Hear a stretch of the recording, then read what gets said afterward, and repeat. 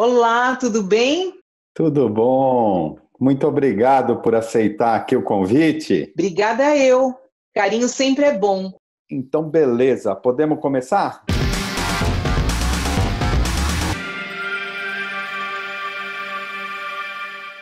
Ela já vendeu camisetas, trabalhou em banco, estudou piano erudito, formou-se advogada, foi jurada de reality show e concurso de Miss, comentarista de carnaval, atriz protagonista de musical da Broadway.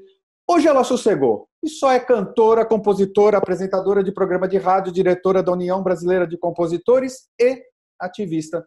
Vamos saber se faltou alguma coisa? Bem-vinda ao Convida 19, Paula Lima. Olá, Sorriso, um prazer estar aqui com você. Adorei. Agora que ela sossegou, falei, nossa, gente, e ainda falta o colunista de revista, que agora chegou mais esse a fazer para mim. Eu gosto muito das coisas que mexem comigo e só faço também aquilo que eu acredito, ou seja, estou feliz. A última vez que eu vi você comentar sobre essa colunista de revista, você não tinha entregado qual revista era. Já pode entregar? Isso.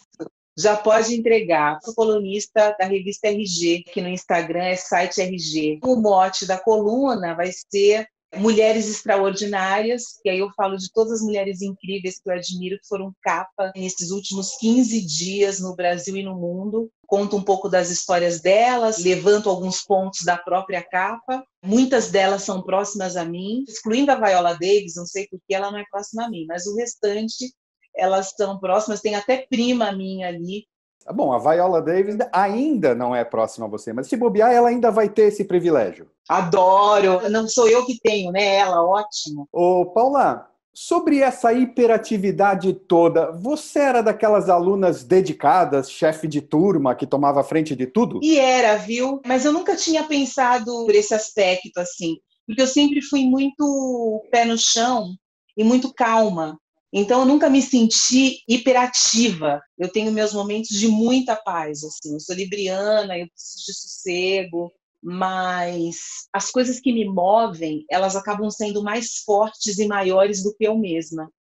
Então, por conta disso, eu vou me infiltrando em determinados lugares que para mim vão fazer diferença. E acho que com o tempo eu fiquei uma pessoa com alguns compromissos e responsabilidades em relação ao todo e ao outro. Você falou de comentarista do Carnaval da Globo, que para mim era uma coisa nova, porque as pessoas como negra, elas acham que eu não saio da avenida e não tem nada a ver isso. Eu realmente levei a sério como um trabalho e como uma intermediária entre escola e público. Aí fui protagonista de 2 musicais, na verdade, né? Fiz o Cats e fiz agora, ano passado, para minha sorte, o Brasilis, da Turma da Mônica, do Maurício de Souza, que foi um acontecimento. Aí você falou reality show, né, que eu fui jurada, que foi do Ídolos. E aí eu tenho agora esse programa de rádio, né, que é o Chocolate Quente, que está na Rádio Eldorado, e eu sou apaixonada pelo programa. Em 2015, no programa A Máquina da TV Gazeta, você conta uma passagem onde sua avó, ao te ouvir cantando novinha e estudando, te solta. Você sabe que a cigarra depois não tinha onde morar. A Paula Lima hoje está mais para uma formiga que canta do que para a cigarra? Eu acho que eu estou mais para formiga que canta. Minha avó tinha razão. É muita transpiração, é muito trabalho. Na verdade, a minha avó estava pensando só na algazarra, na festa, né? De ser artista, de cantar, e tipo, você vai viver de quê? Mas aí, quando você entende que a música não é hobby, a música é um trabalho, a transpiração é muito grande. E ainda nessa pandemia, realmente, assim, meu trabalho triplicou, porque existe uma demanda muito grande, principalmente das entrevistas, e eu acho mesmo que tem gente que está um pouco mais tranquilo nesse sentido, mas eu tenho todos esses outros afazeres que você já citou. Então, para mim, fica tudo muito corrido, muito apertado, assim. Eu acho que antes eu tinha uns 4 dias de folga, quando eu não estava gravando, além dos shows, né? E agora eu tenho um dia e olhe lá, assim, porque eu me proponho lá, entendeu? Para começar de novo a semana na loucura e na correria. E detalhe, eu ainda estou em débito comigo. Eu não estou dando conta do que eu tenho para fazer. Porque eu tenho que pensar no disco novo, nos compositores, e isso é uma coisa de cabeça, né, de você pensar. E agora tem todas essas entregas de texto e esses estudos todos, porque quando a gente vai entrevistar alguém, você sabe bem, a gente tem que estudar. E isso leva tempo. Eu tenho lido muito mais, o lado do intelecto não para de funcionar. Então, hoje, por exemplo, para você ter uma ideia, eu acordei 5h30 da manhã com o outro texto que eu queria fazer para o site RG. E aí eu já levantei e já fui escrever, porque eu estava com ele inteiro amarrado na cabeça. Então, ao mesmo tempo que eu acho que eu estou trabalhando a mais, um pouco mais cansada, eu estou achando incrível, porque eu imagino como eu estaria nessa pandemia sem esse tanto de trabalho, que obviamente aí você fica realmente só pensando na pandemia, e agora, e agora, e agora. E também, quanto mais você funciona, mais tudo funciona. Esse lance também de eu dar minha opinião sobre as coisas. Quando a gente fala de racismo, quando a gente fala de mulher, quando a gente fala de mulher negra, sempre me interessou, mas eu discutia muito ali naquele âmbito dos amigos, né? E agora não. As pessoas também me chamam para falar sobre isso e eu gosto muito. E eu acho que eu tenho essa missão de achar que eu posso transformar alguma coisa, que eu posso mudar alguma situação.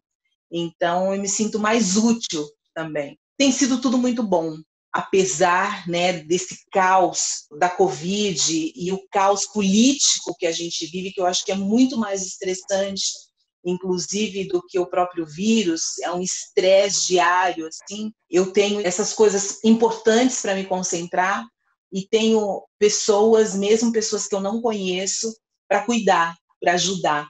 Então, isso me faz um tremendo bem. Mantendo o nosso papo ainda na matinê, você cantava a trilha ao vivo no espetáculo Brasilis, do circo Turma da Mônica. Para Criocomics, ano passado, você comentou: muito feliz de fazer parte desse projeto tão especial, de ser porta-voz de causas que defendo e acredito muito, principalmente pela temática, que é a diversidade cultural. Estou em um momento de transformação na minha carreira e dialogar com o público infantil está totalmente em linha com esse momento. Sinto-me lisonjeada, principalmente porque a Turma da Mônica e o Maurício de Souza fazem parte da minha vida. Como foi falar de diversidade prioritariamente para crianças? A base da transformação, obviamente, sempre é a criança. Então, a base de tudo isso é a educação. Quando você consegue educar através do entretenimento, essa absorção se torna divertida. A criança, às vezes, aprende sem aquela obrigatoriedade de aprender como uma aula, e isso pode ser muito bom. Então, foi um caminho muito interessante que o Mauro, filho do Maurício, que é um cara de causas também, criou esse tipo de comunicação. Primeiro que ele colocou uma artista negra, porque falava da diversidade cultural do Brasil, e ainda entrou a personagem Milena, que é a primeira personagem negra do Maurício de Souza, então foi tudo muito especial, justamente por esse momento que a gente vive de várias questões raciais. Então, existia uma forma de comunicar sobre raça, sobre Nordeste, sobre preconceito, sobre respeito, que com certeza fez a diferença na vida de muitas crianças que estavam ali. E elas é que vão levar esse novo conceito, esse olhar puro para outros, né? Para adultos, para as outras crianças que, por exemplo, não puderam estar no espetáculo. É muito importante a gente naturalizar o outro, ele não ser alguém diferente de nós, né? Somos todos iguais. E a grande mensagem é essa, de respeito e igualdade. Foi incrível. E as crianças se apaixonavam. E depois, quando acabava o espetáculo, eu saía às vezes ali e era um monte de foto, era abraço, era carinho, era beijo. Eles me viam como uma princesa. E é muito legal, porque eu sei que para eles eu sou algo diferente até então. E eles estão encarando como fazendo parte do sonho bom. Eu saí completamente encantada, eu fiquei feliz em ter aceito esse convite, porque eu tive dúvidas, né? Eu não sabia como seria trabalhar com criança, Eu não tenho essa rotina do dia a dia de um espetáculo fixo. Foram 6 meses, mais 4 meses de ensaio. Foi denso, mas foi muito valioso, em todos os sentidos. Assim. E a equipe era incrível. Você estava falando agora há pouco também da Milena, né, que é a personagem negra. Sim. Mas já tinha o Jeremias, que começou em Sim. 1960, né? Só que ele não tinha tanto Sim. protagonismo, não é isso? Eu acho que ele não tinha tanto protagonismo, e é muito ruim quando você fala de um país com 53% da população negra, aí você se esforça para lembrar do Jeremias, né? O Jeremias também acabou não entrando ali naquele grupo seleto, né, de Cebolinha, Mônica, Cascão e Magali, e a Milena chega já com esse outro intuito, ela já chega sendo amiga dessa galera, uma família que é mostrada ali no gibi, obviamente negra, mas uma estética de Mônica e Magali, e é um outro momento de valorização e da importância de se ter um personagem negro. Algumas pessoas até falaram, mas eu acho que ele passou da hora. Toda hora é hora da gente mostrar essa diversidade, essa pluralidade e de colocar os negros em espaços reservados a brancos. No dia do nosso primeiro encontro, né, quando rolou, tipo, então vou fazer, então venham aqui na Maurício de Souza, vamos fazer a nossa reunião e tal. Todos os personagens vieram, aí veio a Milena, e a gente, obviamente, se apaixonou. A pessoa que estava ali tinha muita afinidade comigo, e eu também tinha muita afinidade com ela. É uma criança de 6 anos, mas ela falava, seu cabelo é muito lindo, você é muito linda, eu gosto muito de você, eu sou muito sua fã. É representatividade, a gente precisa disso. E depois o Maurício veio falar comigo, aí ele falou, você viu que seu cabelo é igual dela? Você viu que cabelo lindo dela? Você sabe que tem crianças esperando a boneca chegar no final do ano? Eu já falei, eu já cobrei na fábrica, eu quero essa boneca. Eu recebo cartas de crianças negras falando da Milena, ele encantado. E aí ele falou assim, posso tirar uma foto de vocês duas? Olha que coisa, gente, existe ali um amor e um coração e um respeito que a gente só tem que aplaudir. E ele estando inserido na vida de milhares de crianças do mundo inteiro, isso tem um peso e uma força que a gente não alcança. Então, eu fiquei muito feliz, muito grata, emocionada com o Maurício. Foi sensacional. E o Maurício, ele é o nosso Walt Disney, né? Ele é o nosso Walt Disney. Ele realmente soma para a sociedade, né? Uma coisa de educação mesmo, né? De criança e para crianças, que ele faz toda a diferença. Ele é único e ele é essa pessoa doce. Eu conheci ele, o Mauro, a família. É muito legal quando você vê esse poder todo, né? Mas você vê gente e você vê felicidade por realizar. Aí é demais, é incrível. Para o portal ABC do ABC, em 2014, você declarou: ainda sou aquela menina que cresceu querendo transformar o mundo e acreditando nele. Nós estamos vivendo uma pandemia com direito a meses de isolamento social num país sem direção, onde muitos dizem que a máxima pior do que está não fica não vale para o Brasil. Aquela menina ainda está aí, firme e acreditando, Paula? Aquela menina sempre vai estar, assim, independente do que aconteça, né? Eu tenho um lado meu muito criança, muito puro nos sentimentos, mas menos puro no acreditar em determinadas coisas, né? Eu acho que a vida vai ensinando, vai mostrando, e a gente vai amadurecendo e vai evoluindo, mas vai também ficando com cicatrizes, né? E a gente não imaginava que algum dia pudéssemos viver o que estamos vivendo nessa pandemia. Nunca imaginei que as pessoas, eu acredito que ainda seja a minoria, fosse tão ignorante no sentido de negar este vírus e realmente pensar apenas no próprio umbigo. Isso é assustador. Nunca imaginei que a gente fosse passar por um governo desse. Eu chego no fim da ditadura, né? Quando eu começo a me entender como gente, a ditadura acaba. E o Brasil me parecia próspero, moderno, urbano, descolado, ou indo por esse caminho. Aí, de repente, assim, a gente se depara com um tremendo atraso, com pessoas apoiando o atraso, o peso, o ódio, o preconceito, a ignorância, e usando também religião, abusos de poder, porque quando você rouba um cofre, quando você rouba uma Petrobras, isso é abuso de poder também. Não é só pisar no pescoço de alguém. E isso tudo é muito decepcionante também, porque eu também conheço pessoas conscientes e inteligentes que se deixaram levar por esse conto do vigário. Agora está todo mundo, né, arrependido ou com pontos de interrogação e tal. Mas é muito duro você ouvir de quem você ama, por exemplo, e que convive com você, vai acabar a mamata da Lei Rouanet. Tem espetáculos que você vai e você não poderia ir se não tivesse esse apoio. Então você não sabe o que está falando. E as pessoas são muito do grupo do WhatsApp, muito à massa. Se um falou, todo mundo fala. Eu não vou pesquisar, eu não sei nem do que se trata, mas eu vou repetir para parecer que eu sou informado. Isso é uma angústia. O que vai ser da gente? Quando que a gente vai conseguir virar essa página? Antes a gente tinha medo de ser assaltado, por exemplo. Agora você tem medo de uma não democracia. Ô Paula, de onde vem essa consciência, esse engajamento? Bom, primeiro assim, eu sempre soube quem eu sou. E eu sou uma mulher negra. Aonde eu chego, chega a minha cor.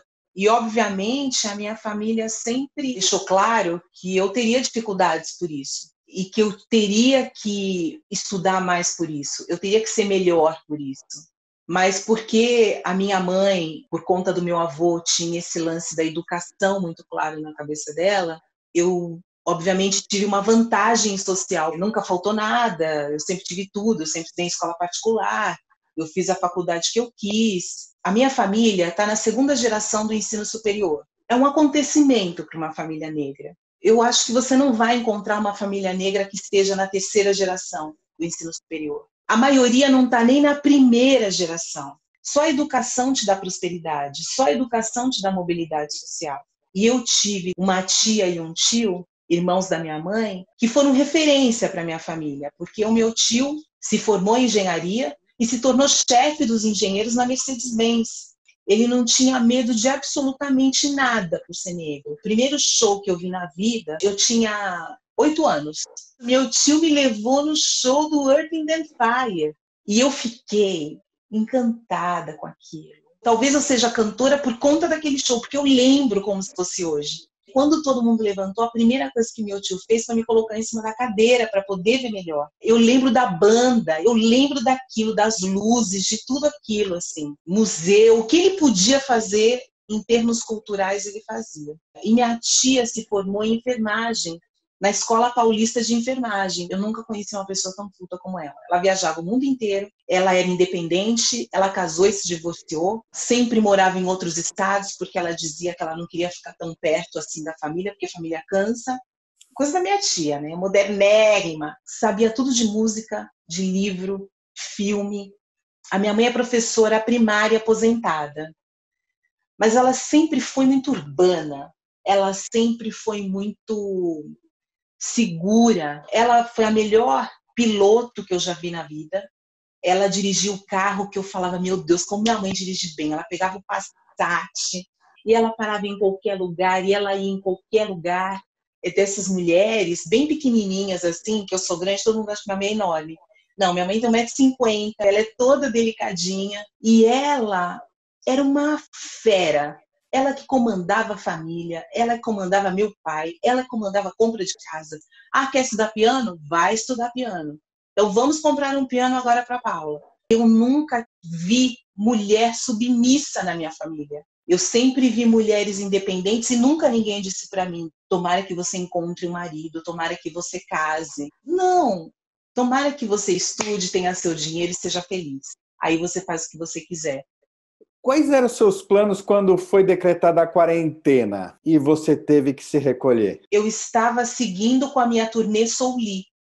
Soul Lee é meu show, onde eu canto os hits da Rita Lee na minha versão soul. E eu estava nesse processo desse show, e pensando em registrar essas músicas. Meu último show foi dia 8 de março, no Parque de Ibirapuera, no Dia Internacional da Mulher. Depois de uns 15 dias, rolou tipo, parem todos, que aí é pandemia. Então, os outros shows foram desmarcados. Eu achei, em primeiro lugar, que a quarentena fosse terminar logo, né? É um vírus, a gente fica em quarentena, a gente sai da quarentena e tudo volta ao normal. Aí eu falei, bom, vou ficar aqui alguns dias, dando uma descansada, arrumando o armário, fazendo uma comidinha ou outra, vendo umas séries que eu não vejo. De repente, virou uma coisa sem fim. E aí aquelas notícias todas, e eu estressada, aí rolou angústia, tipo, até quando eu vou sobreviver? Como é que é isso? E eu tava achando também esse processo de live muito chato.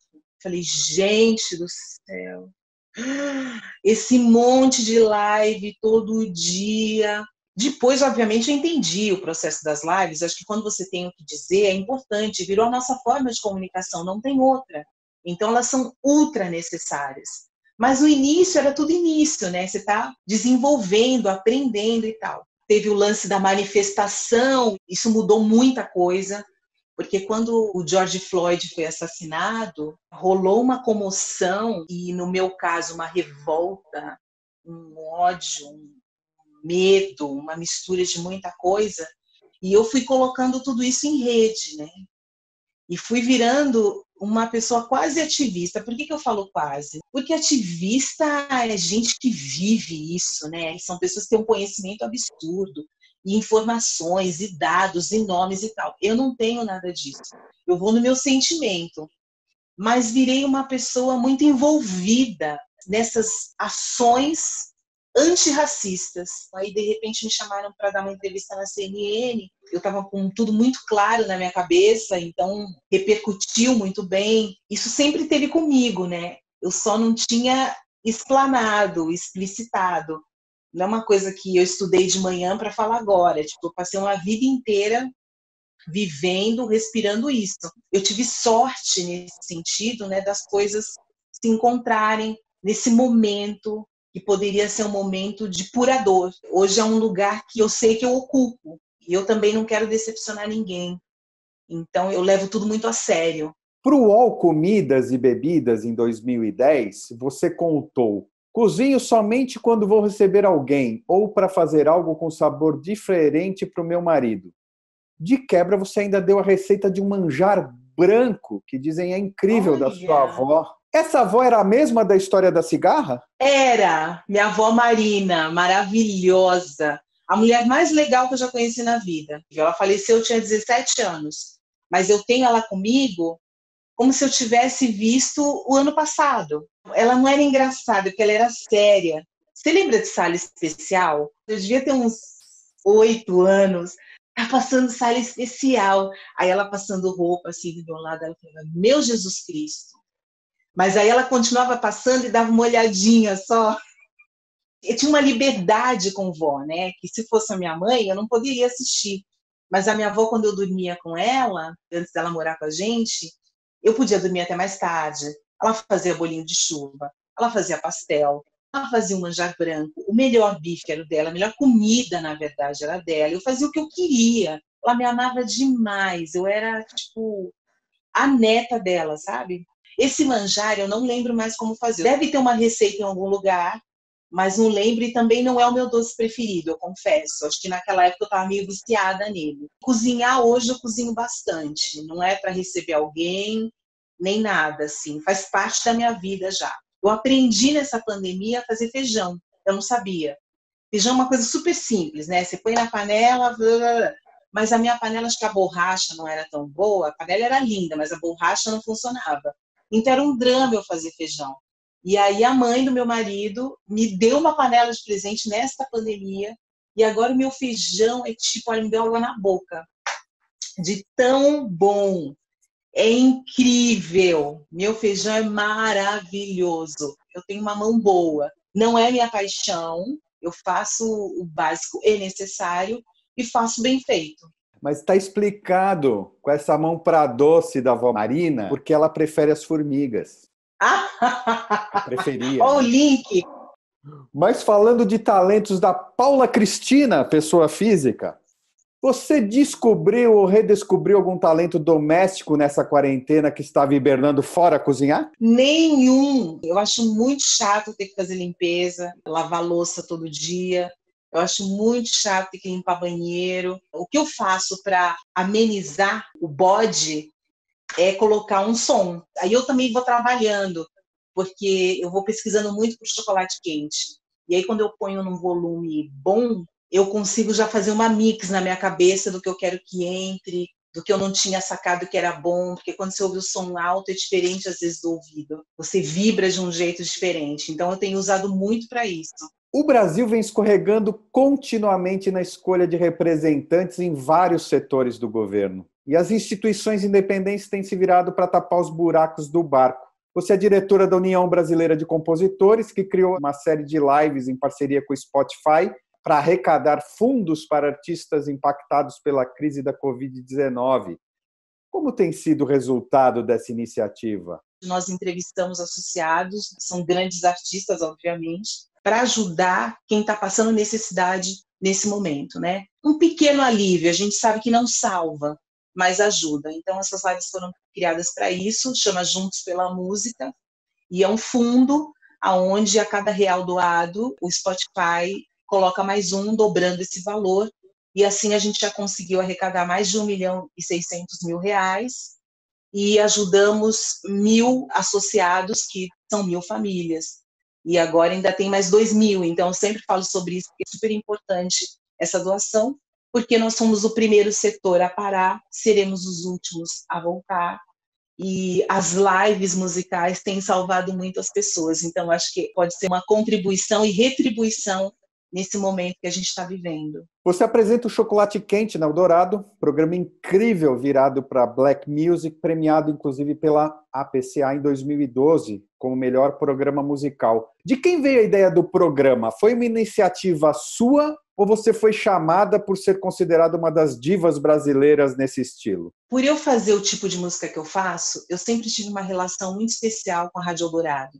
A Rádio Eldorado é uma rádio interessante, diferente, ela não segue um padrão, e eles sempre me apoiaram muito musicalmente, sempre tocaram minhas músicas e sempre me viram como uma cantora popular com uma sofisticação, com um estilo especial. E eu fazia muitos eventos para eles. E fiquei muito próxima do Regis, que naquela época era o diretor da rádio. E eu lembro que eu tinha feito um show no Japão, quando o Ronaldo me ligou e falou, olha só, a Dourado quer fazer 10 shows com você. E eu ia ficar mais um tempo no Japão, nos Estados Unidos. Aí eu voltei, eram 10 shows e tinha minha equipe. Os shows deram muito certo e o Regis me ligou um dia e falou, olha só, a gente quer estrear um programa e eu queria que você fosse apresentadora. Aí eu fiquei super feliz, topei na hora e tal. Aí ele falou, olha, as músicas são essas aqui. Aí eu falei, opa, porque como eu sou cantora, quando eu apresento algo de música, é como se fosse eu que tivesse escolhido. E aí eu expliquei isso para eles, porque eu não concordava com as músicas que estavam rolando ali, de pessoas que eu, como negra, não considerava música negra, assim, pá, entendeu? E eles entenderam, e aí foi assim que começamos a nossa parceria. Eu coloco as músicas que mexem comigo, que são negras, muito mais americanas e brasileiras, né, mas são músicas do mundo, falando das histórias e realmente da música negra de uma maneira mais profunda. E eu estou gravando de casa, porque eu ia lá no estúdio, e era uma festa, eu almoçava, eu ficava rindo no estúdio, atrapalhava o trabalho de todo mundo, e passava o dia com eles e tal. O Emanuel Bonfim, hoje é o diretor da rádio, uma pessoa espetacular também. E eu liguei para o Emanuel e falei, olha só, a gente não sabe quando vai acabar essa pandemia, a gente não pode mais esperar. Eu vou tentar gravar do celular. E deu muito certo. E é uma equipe muito afinada. E aí chega e vai ao ar bonito, lindo, inédito, coloridíssimo, super bacana. E você se ouve muito? Eu não me ouço muito, mas eu gosto de me ouvir. Acho interessante as fases, as formas como a gente vai mudando o jeito de cantar, a tessitura da voz, ela muda no decorrer do tempo. Algumas modulações que eu fazia e deixei de fazer, e aí quero recuperar, trago de volta, mas ela nunca vai ser igual. Eu não gosto muito de ouvir DVD, que eu fico um pouco constrangida comigo mesma, assim. a falação, sabe? A adrenalina. Eu gosto muito do estúdio, gosto muito do som, porque é puro, é limpo, você pode gravar quantas vezes você quiser, você deixa aquele lance perfeito do jeito que você quer. E aí já parte para ao vivo, você não tem tanto controle disso, né? E aí eu gosto, mas tem uma hora que eu falo, vou tirar um pouco daqui, porque eu tô falando demais. Aí me dá uma aflição. E às vezes eu falo, esse show foi bem, hein? Para a CNN, recentemente, você falou: eu não tenho esse expertise no ativismo e no feminismo. Eu sou porque eu sou. A sua opinião tem sido muito procurada já há algum tempo, e sem dúvida a repetição das reflexões e dos pensamentos são importantes para fixar e para expandir o alcance das reivindicações.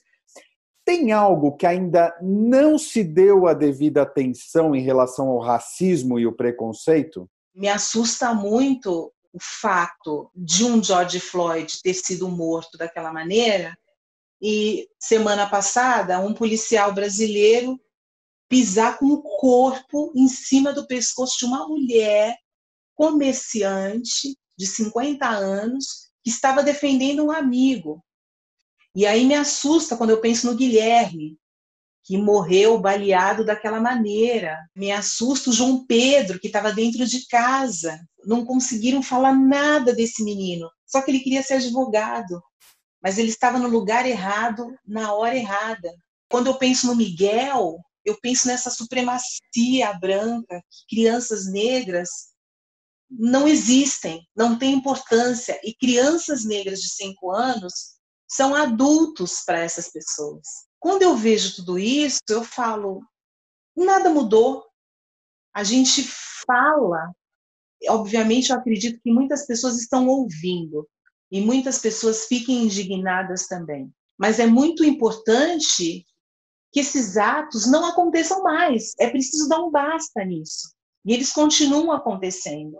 E é muito frustrante, é muito duro, é dolorido. Quando eu penso nessa mulher de Parelheiros, eu me vejo no lugar dela. Podia ser eu. Ele podia estar pisando no meu pescoço. Pescoço da minha mãe, da minha prima, da minha tia, da minha amiga. Qualquer mulher negra. Então há muito o que fazer, há muito o que doutrinar. É preciso que a gente reveja a questão da segurança pública no Brasil, não é só São Paulo. Os policiais, eles deveriam estar para proteger e servir, mas eles estão para matar, eles estão para causar dor e para levar violência para quem eles deveriam estar protegendo. E eles têm esse escudo, né, do Estado, a farda. A gente precisa reverter, transformar, doutrinar, educar todas essas pessoas. E é isso que a gente chama, por exemplo, de racismo institucional. Daqui a 50 anos, talvez ainda esteja aqui, mas sem, com certeza, não vou estar. Então, é muito triste eu pensar em quem vem tendo que ainda falar e lutar a respeito disso. Você aceitaria um cargo político se te oferecessem? Nem pensar, não é para mim. Eu sou um corpo político, mas eu não quero fazer parte do sistema político. E a minha paixão, obviamente, é cantar. Eu me sinto muito privilegiada por viver de música no Brasil. E não só sobreviver. Essa é a minha carreira, esse é meu lugar, essa é a minha paixão. Eu conquistei coisas através da música, eu conheço vários lugares do mundo inteiro por conta dela. Eu tenho amigos, inclusive, muito especiais por conta também desse lugar que eu me encontro. Estou aqui porque sou cantora e, através da minha voz de cantora, eu falo para mais pessoas sobre assuntos oportunos e importantes. O que toca meu coração é a transformação, mas não a política. Algumas plataformas, como Netflix, HBO e Companhia das Letras aqui no Brasil, criaram categorias especiais para reunir produções dos seus catálogos sobre racismo e protagonistas negros, acrescentando notas explicativas sobre o contexto da época. Isso envolve desde o filme E o Vento Levou até as histórias do Monteiro Lobato. Essa segmentação, na tua opinião, ajuda de alguma maneira na conscientização ou vira apenas um tipo de cota institucional, como você citou agora há pouco? Todo tipo de espaço que é dado para artistas negros, protagonistas negros ou histórias negras, sempre serão válidos. Eu acho que a gente vai ter menos cota quando a gente tiver mais profissionais negros em lugares de decisão, porque aí isso vai ser natural. E acho importante também esse tipo de explicação. Eu, como negra, posso falar por mim mesma. E O Vento Levou foi um filme que minha mãe adorava, a minha avó adorava. Eu já quis casar com Clark Gable, eu queria ser a Vivian Leigh. E é tão louco, porque eu nunca me vi no lugar daquela empregada que ganhou o Oscar. Na verdade, ela me irritava profundamente, desde que eu era pequena. Porque eu falava para minha mãe, por que eles estão colocando uma pessoa preta falando desse jeito? Por que essa pessoa preta só serve para servir? Assim como várias atrizes negras que inicialmente só faziam papel de empregada. Aquilo me irritava profundamente também, porque nós podemos também ser, mas estamos longe de sermos só isso. E aí também em O Vento Levou, eles contam o momento histórico daquilo, o que era aquela guerra, o que significava. Eles eram contra a libertação dos escravos, então tem muita coisa envolvida ali. E que historicamente eu não sabia, eu fui saber muito tempo depois, aí eu deixei de gostar de O Vento Levou, que eu amava. Não quero mais casar com Clark Gable, tudo acabou. Mas, enfim, eu acho importante que essas explicações estejam, sim.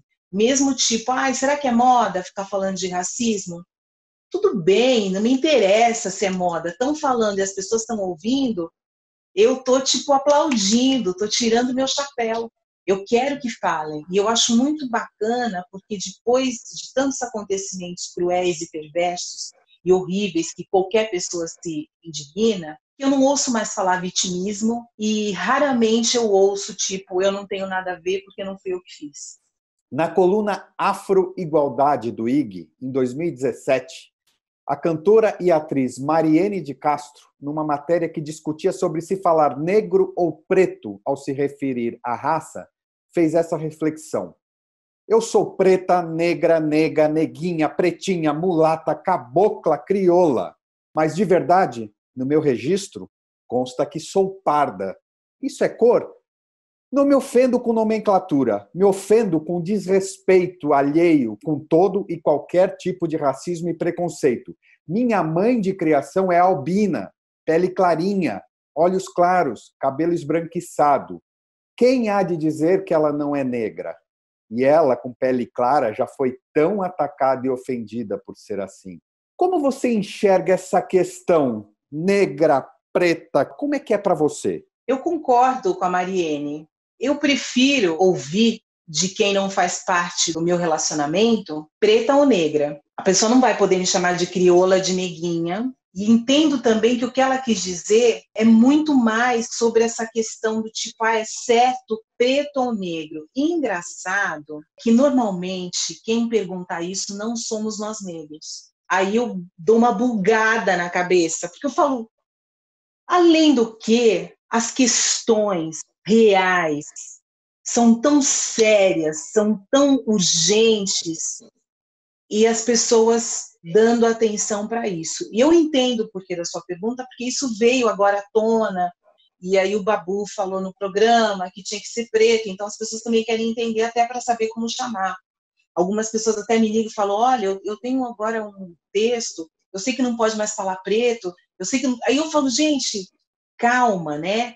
Eu acho muito importante que as pessoas saibam que o Babu tem razão na explicação dele, mas que aqui no Brasil esse termo foi ressignificado muito mais como algo de orgulho do que algo pejorativo. E preto, tudo bem também. Inclusive, antes a gente não gostava muito de ser chamado de preto, preferia aqui no Brasil de ser chamado de negro. Mas eu acho que agora isso ficou tipo, tudo bem, pode me chamar de preta, pode me chamar de negra. E eu mesma aqui na entrevista, em alguns momentos eu falo de gente preta, os negros, para a gente aqui hoje é sinônimo. A gente tem que tomar muito cuidado como fale para quem fala. No WhatsApp, a gente tem um grupo só das primas e a gente só se trata por nega. Todas nós somos negas. Normal, né? A gente está num lugar de muita intimidade e de muito afeto. Isso é super importante. O Criolo, cantor, rapper, compositor e ator, disse para o jornal Estadão recentemente: a arte vem como um fortalecimento do que a alma grita. Queremos cantar dias melhores, queremos cantar toda a beleza do mundo. Cantaremos todo o amor do mundo e também cantaremos para fortificar as pessoas que lutam contra as forças que não querem todo o amor do mundo. Na sua opinião, haverá um legado realmente efetivo para a humanidade após o fim da pandemia, ou a sociedade vai ignorar os possíveis ensinamentos e a vida vai voltar para aquele ritmo frenético que nós estávamos vivendo nos grandes centros? A gente nunca sabe o que de fato vai acontecer, né? Mas, pelo que eu sinto hoje, eu acredito muito numa evolução pessoal de cada um. Eu acredito muito num novo olhar, num novo cuidado com o outro e nesse novo pensamento sobre o que realmente importa. Não deve ser à toa o que estamos passando. Nós estávamos muito no automático. Eu acho que a gente vai tentar aproveitar ao máximo os momentos que a gente tem, porque realmente a gente não sabe o que a vida nos reserva, como esse momento que a gente está passando agora. Então, eu, por exemplo, não vejo a hora de estar mais com a minha família, estar mais com os meus amigos, de aproveitar melhor as minhas viagens, de aproveitar as coisas diferentes que são colocadas para mim como um presente. Se eu já valorizava os meus shows, eles serão acarinhados ao máximo. Se eu já dava o meu melhor, eu vou dar 3 vezes o meu melhor. Eu não vejo a hora de encontrar meu público. Isso vai ter um valor inestimável. Então, eu acho que sairemos, sim, melhores do que entramos dessa pandemia. Como você lida com a espiritualidade? Eu acredito no bem, em primeiro lugar. Eu acredito que algumas forças do bem estão comigo, que eu sou protegida, assim, por anjos, por orixás, por forças que a gente não enxerga, que a gente não sente. Eu penso nisso porque eu tomei várias decisões que hoje, quando eu olho, eu falo, caramba, não era para eu ter feito isso, mas graças a Deus eu fiz. Eu não sou uma pessoa tão praticante, mas eu sou uma pessoa que tem fé.